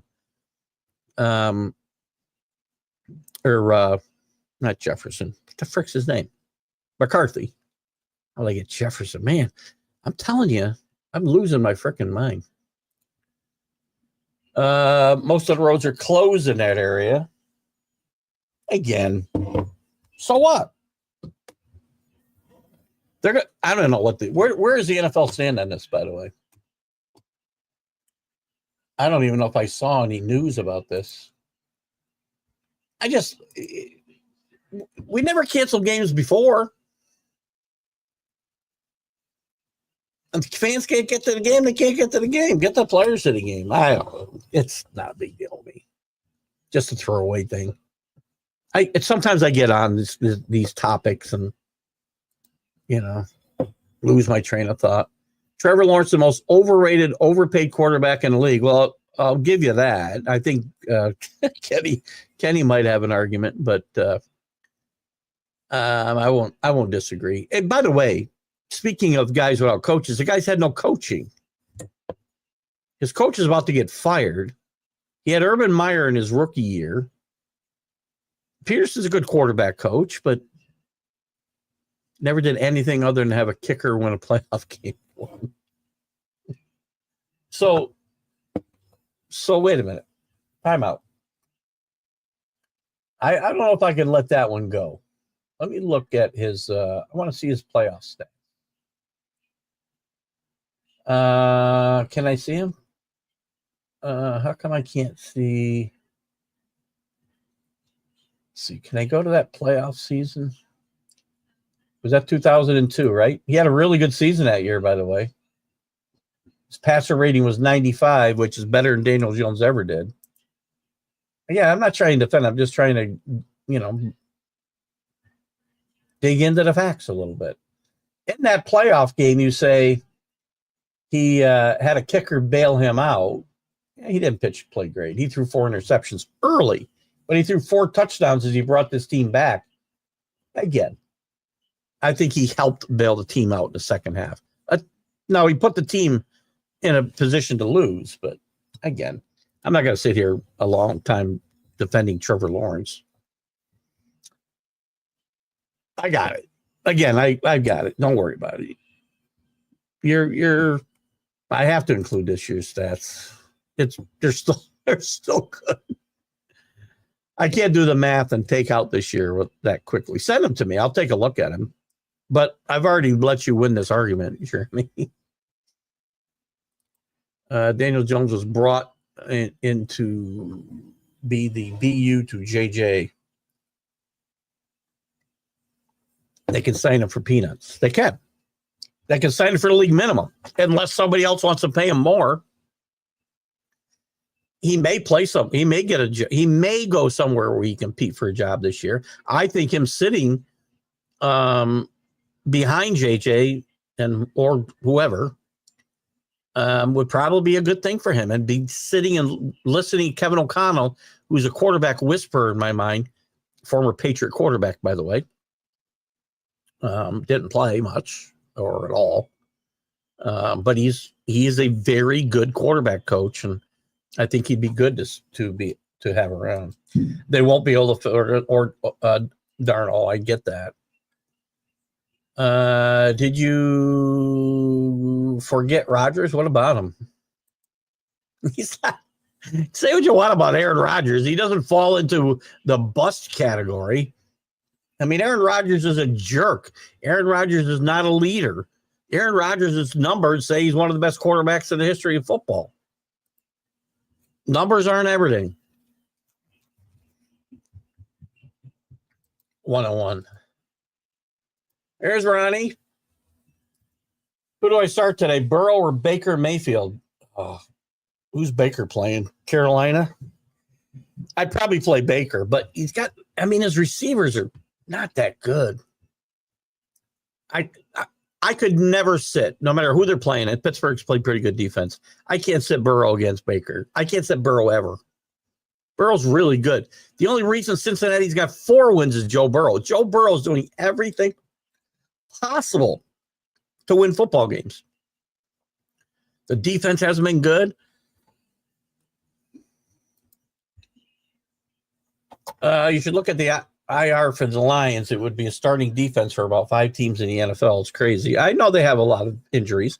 And again, I've given your team lots and lots of credit. They're a really good football team. We got about, we'll probably go another 5 or 6 minutes. It's the Bungles. I want to say one quick word before we go, in case everybody wasn't here. We got a pretty good crowd right now, so I want to welcome who's been here. Patty Blyleven's been watching. I'm just looking at some people that may not have commented, but have put up a like. Patty Blyleven, good to see you with us. Frank Laterzo, check out Frank's show Glove Fist with Jack Hirsch on the Roku channel on I think Tuesdays. I think it's Mondays. Jack, Frank, if you're here, tell us when that show is. I know it used to be on Mondays. I feel like it's on Tuesdays now. Ashton Nix, how are you, buddy? Ralph Williams has been here. Arjun Marcel, how are you? And Robert Butler from the Sports Scopes is here. Okay, I'm listening to stuff, and Darnold isn't even mentioned. If they go to the playoffs, Darnold will be hard to replace. And I think it was Jeremy said it right. There's not going to be any money for Darnold. The problem is he's on a very team-friendly contract. He's going to be available to other teams next year, and they're not going to be able to afford to keep him, pay JJ. I just don't think they can do it. Maybe he's played well. You also said overpay. I didn't say overpaid. Jeremy did. So is he overpaid? Sure. Again, there's overpaid and there's earning your money. I personally don't think anybody is not worth what somebody's willing to pay them. Whether you earn your money is a different story. And maybe that's, semantics, but it is what it is. Yeah, Brown and Shea. Well, then I would play I'd play Burrow. Take all those points. Everybody had injuries this time of year. No sympathy for the Lions. Show up in the playoffs. That's a Viking fan, Jeremy, just to let you know.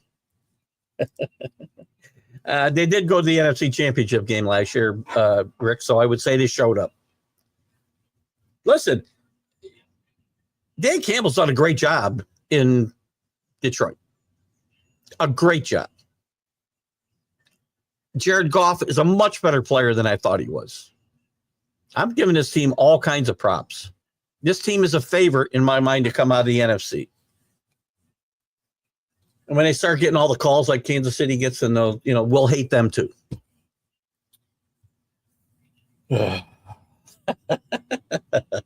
I did want to say one quick, again, I want to give out another quick rest in peace to Louis Carnesecca, one of the great, most colorful college coaches of all time. Never won a national championship, got the one Final Four, but taking a little Jesuit school. I think they're a Jesuit school. They're a Catholic school. It's not Catholic school.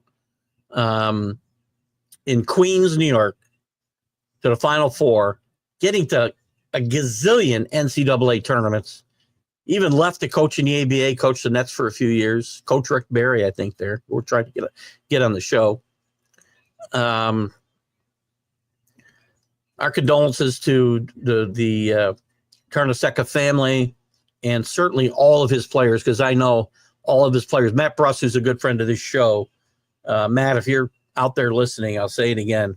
My condolences to you and all the former St. John's players, because I know how you guys really feel about Coach Carnesecca, and we wish him Godspeed and a life well led by Coach Carnesecca. So we appreciate that, guys. I appreciate your attendance today, your participation today. Jeremy, very spirited. I like to be called out on things, and I even like to be pointed out that I'm wrong sometimes, because I'm not afraid to admit I'm wrong. It happens sometimes, often, every week, at least. But I love the spiritedness of this show. Jeremy, next time we have a 5-minute rant, man, make sure you make it in. We'll debate this a little more. Maybe I'll give you more than 5 minutes. We'll debate the college football playoff if I have an opening. We have Billy Sample next Friday on the one-on-one show, so check that out. Jeremy, tune in if you're free. I don't know when your shows are. I can't remember right now. You can post it, and I'll make sure it gets up there. But tune into the College Football Huddle, because this turned into the College Football Huddle today. So lots of it. You're wrong, too. I think you're wrong about Ben Johnson's salary, by the way. But we'll check that out. Everybody have a great week. We'll see you soon. Happy December, guys.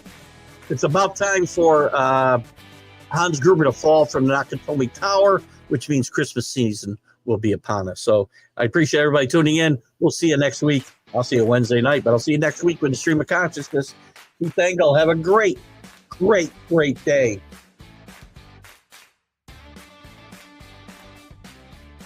Football season is here, and SeatGeek is my go-to for buying tickets. Now with SeatGeek, every single ticket is backed with their buyer guarantee. We've all had plans change, and when you can't make it to the big game, SeatGeek has you covered. They're the only ticketer that allows you to return your tickets ahead of the event for credit with SeatGeek swaps. So when things come up, I know that my tickets won't go to waste. So what are you waiting for? Download the SeatGeek app to maximize your possibilities and shop live events with confidence. You're listening to Keith Engle, the host of TGI Sports Talk on the National Streaming Sports Roku channel.